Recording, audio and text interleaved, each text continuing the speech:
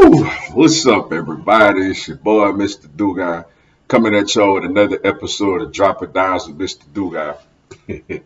And today I'm going to take a look at and predict Monday night's big NFC Wildcard Matchup as you have the Dallas Cowboys taking on the Tampa Bay Buccaneers, yo. Before I get into this video, for everyone, if you want to give me a follow on my social media platforms, I'm going to have all that information down in the description box. May not always get a chance to respond to questions and comments on these videos, so feel free to DM me.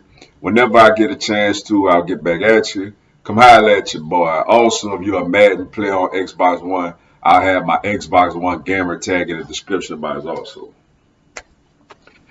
To all you Cowboy fans, I want to let y'all know something sincerely from the bottom of my heart, yo. I don't like y'all. I can't stand y'all. And boy, would it be nice for y'all to come to Philly next week and I could put you out your misery with a healthy quarterback.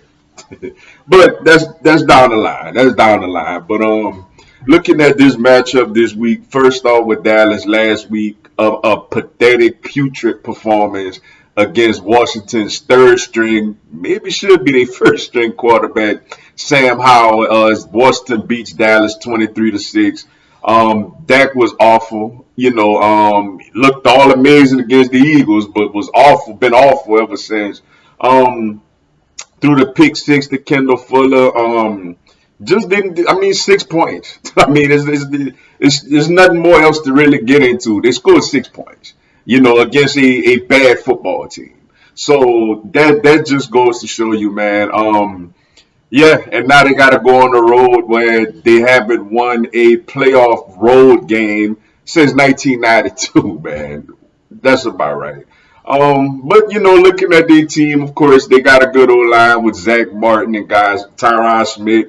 Dak, I've just mentioned Dak Prescott, who at times could look pretty good. Like, I'll admit, he was really good against the Eagles, but then in other games, he's been putrid.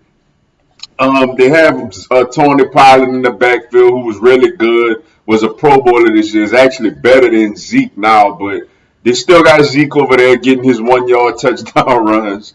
And then CeeDee Lamb, who started off kind of slow, but then he started to pick it up and has been a Pro Bowl receiver this year. T.Y. Hilton, who caught the 3rd and 30 on us, his old self, still out there capable of making plays. Noah Brown, Michael Gallup, tight end, Dalton Schultz. They got solid tight end play. And defensively, the strength of their team is their pass rush. Michael Parsons, who is just an absolutely freak of nature, outstanding football player. Going to be in the running of Defensive Player of the Year. Him, DeMarcus Lawrence, and those guys. Linebacking core.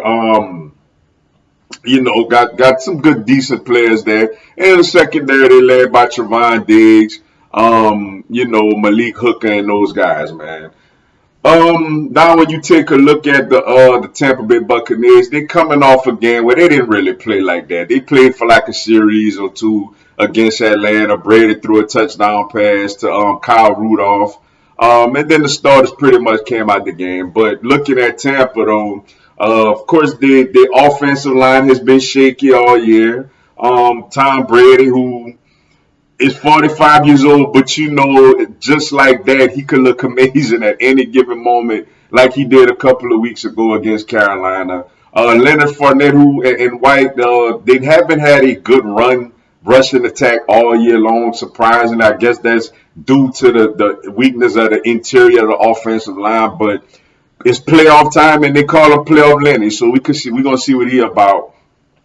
And Mike Evans, disappointing year, though he had a huge game against Carolina a couple of weeks ago. Godwin, who's been a little banged up, Julio, Rudolph. They got guys that's capable of making plays, though they are a little longer in the tooth. Then you look at the defensive side of the ball, they're starting to get a little healthier. Vita Vea up there in the middle is just a force. Devin White, my guy out there at linebacker. With David, and in the secondary, Antoine Winfield and guys like that. These two teams actually met in week 1, where Tampa Bay just really took it to Dallas, beating them 19-3. Mike Evans had a one-handed touchdown catch. Leonard Fournette had probably was his best rushing game all year. Julio caught a nice pass down the field. And defensively, they just really got at Dak, man. Winfield got an interception. Devin White made plays. They were dominant defensively. Dak did end up getting hurt later in the game when the game was already in hand. But Tampa Bay destroyed them pretty much 19-3. Looking at this matchup, when Dallas has the offense going against Tampa Bay defense, the key to Dallas is to not turn over the football. Like, if Dak don't throw interceptions, they could be a pretty good offense. And they do got favorable matchups in the passing game the way they can have success. But Dak got to not turn over the ball. And for Tampa, is force Dallas, stop the run. Force Dallas in the third and long to where Dak got to go out there where you could probably drop 7 people back in coverage and force Dak to make tight window throws that he struggled with this year. Then when you look at the other side of the ball, the key for Tampa Bay offensively against Dallas is to establish a run game with Leonard Fournette and White and those guys. They had success against them week 1 because they were able to run the football. And for Dallas is get after Brady. You got to get Brady on the ground, because if Brady has time to throw the football, those receivers, are still capable of making plays. So especially when Brady could use play action from a consistent rushing attack. Now for my prediction. You would think it'll be an easy prediction. I mean, Dallas is 12-5 or whatever their record is. Tampa is 8-9. You would think it'll be an easy prediction. But no. I look at the fact that Tom Brady has never lost to the Cowboys. Dallas hasn't won a road playoff game since 1992. Dak does not look good, especially away from home. Look, I know this Tampa Bay team ain't great, but it's Tom Brady who comes through in the clutch against Dallas, who seemingly falters in the clutch. Yeah, let me pick the 45, yo. Okay. I got Tampa winning this game at home on Monday night, man. And probably come and see my Eagles next week. But we'll see. But with that being said, that's all I got for y'all today. Appreciate y'all checking out the video. Hit the like button for your boy. Give me a subscribe. I have Philadelphia Eagles, NFL, and content of my other teams throughout the year. Y'all have a blessed one. Fly, Eagles, fly.